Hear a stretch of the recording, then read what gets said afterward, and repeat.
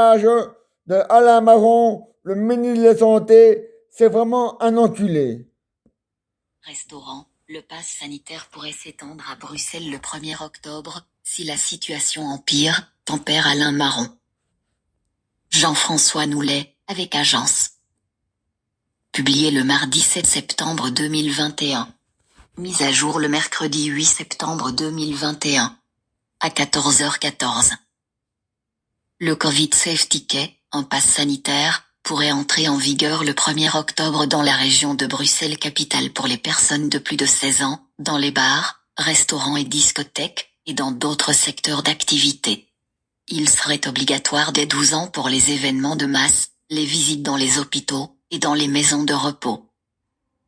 Mais, tempère le ministre de la Santé bruxellois, Alain Marron, cela dépendra de la situation sanitaire.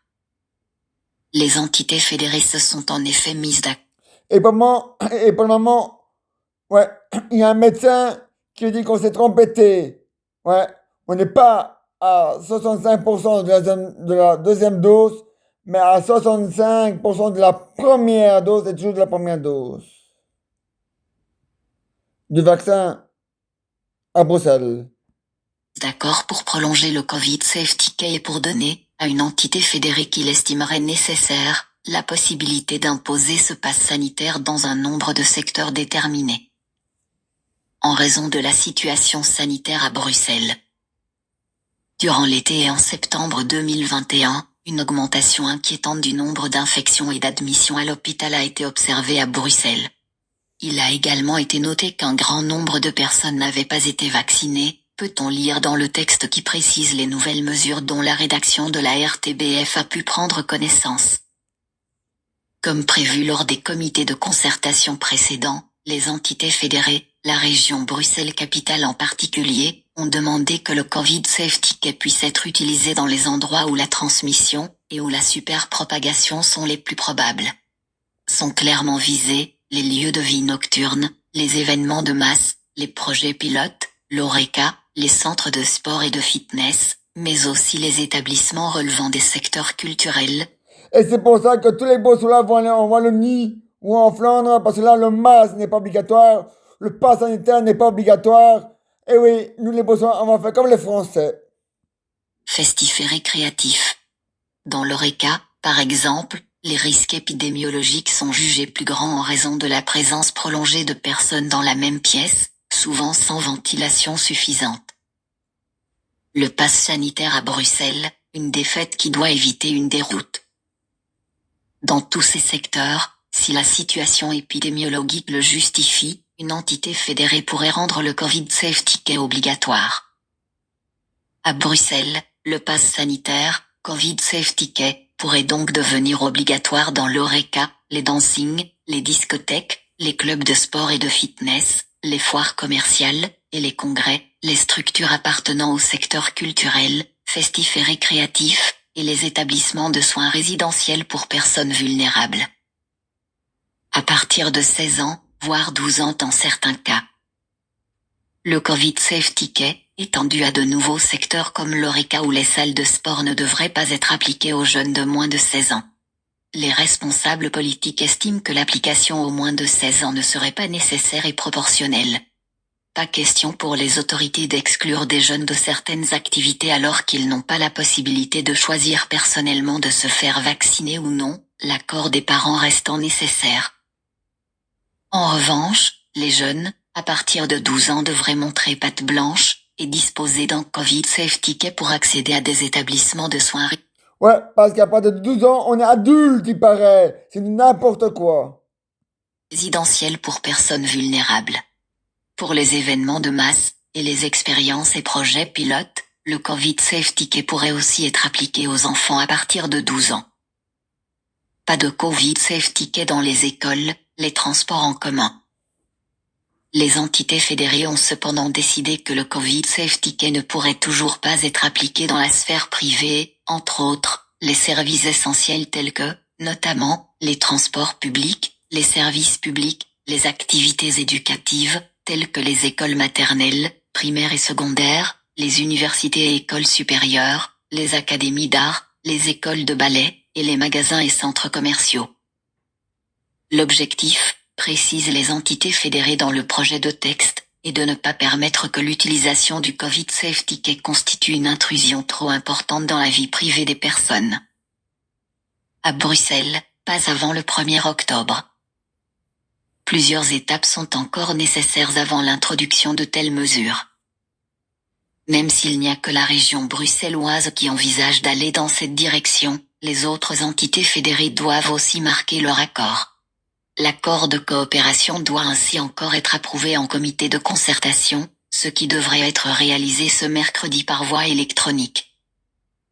Ensuite, Ouais, donc on n'est pas certain qu'il y aura un conseil avec le Premier ministre, là, comme on a l'habitude d'entendre, que sur la télé ou à la radio ou sur Internet.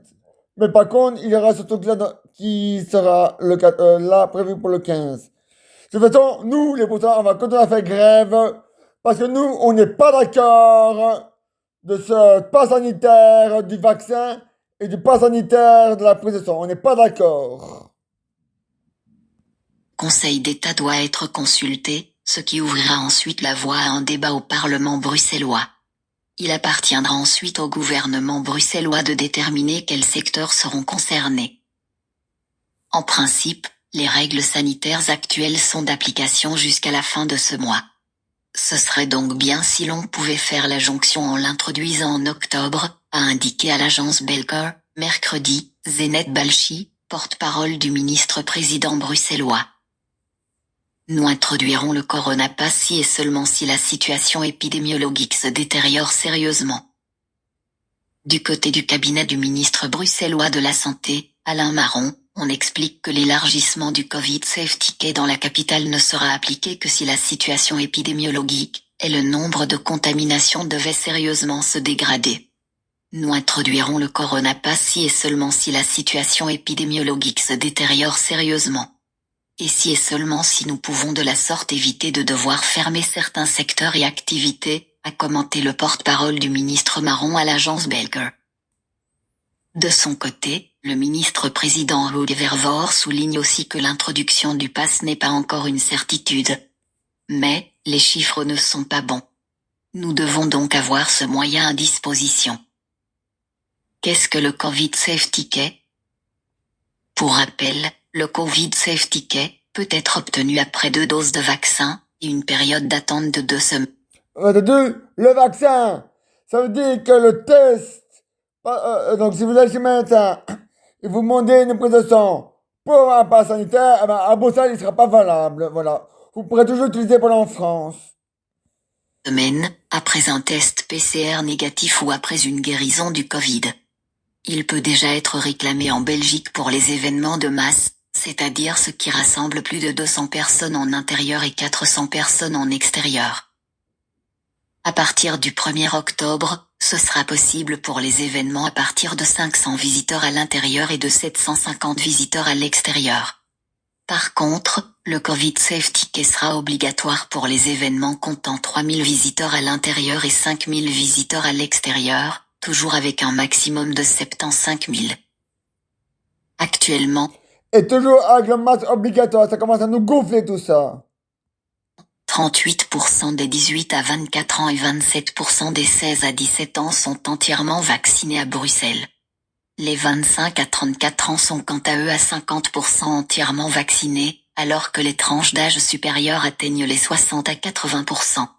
Si la vaccination des jeunes n'accélère pas d'ici le 1er octobre, cette mesure devrait empêcher beaucoup de jeunes adultes d'accéder à ces lieux de fête et de détente.